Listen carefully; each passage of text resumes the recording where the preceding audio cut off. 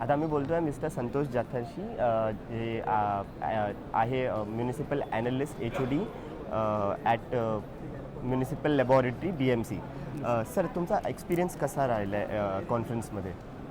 Conference organisation एकदम व्यवस्थित आणि खूप छान ऑर्गनायझेशन आहे. म्हणजे सामान्यातला सामान्य माणूस आला त्याने एंट्री केल्यानंतर त्याला कुठल्याही प्रकारचा त्रास होत नाही. तो इझिली सगळ्या गोष्टी ॲक्सेस करू शकतो आणि इझिली सगळीकडे फिरू शकतो आणि व्यवस्थित माहिती घेऊ शकतो.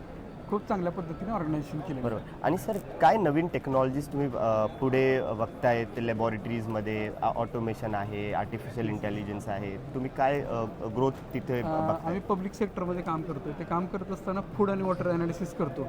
पण बऱ्याच वेळेस असं होतं की नवीन ओल्ड टेक्निक्समुळं फूड आणि वॉटर ॲनालिसिसला वेळ लागतो. तर आमचं इंटेन्शन असं आहे की ॲक्युरेट ॲनालिसिस आणि ते कमीत कमी कालावधीत झालं पाहिजे. एखादं समजा फूड कॉन्टॅमिनेट असेल, काही कंप्लेंट आली, पाणी दूषित असेल, त्याची काही कंप्लेंट आली आणि त्या ॲनालिसिसला जर वेळ लागत असेल तर तो लोकांच्या आरोग्याचा प्रश्न निर्माण होतो.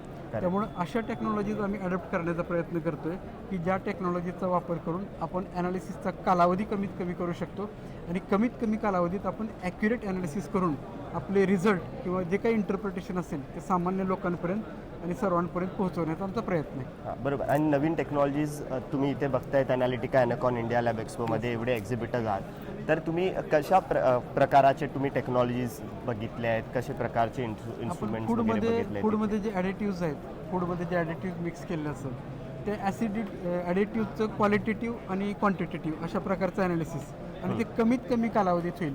लार्ज नंबर ऑफ सॅम्पल्स जर तुम्हाला ॲट ए टाईम रन करता आले आणि त्याचं ॲनालिसिस करता आले तर अशा टेक्नॉलॉजीज आणि अशा मशीन्स इथं उपलब्ध आहेत आणि ते आम्ही बघण्याचा प्रयत्न करतो.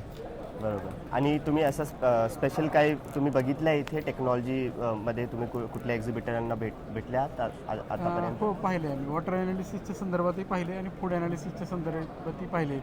HPLC आणि GCमध्ये जे लेटेस्ट व्हर्जन इथं आलेले आहेत ते खूप चांगले आहेत. अशा प्रकारचे व्हर्जन्स यापूर्वी मी कधी पाहिलेले नव्हते आणि ही माझ्यासाठी खूप मोठी अपॉर्च्युनिटी आहे की एका हॉलमध्ये सगळ्या प्रकारचे नवीन नवीन टेक्नॉलॉजी आणि नवीन नवीन इन्स्ट्रुमेंट असणारे उत्पादक येत आहेत आणि त्याची पूर्णपणे माहिती देत आहेत.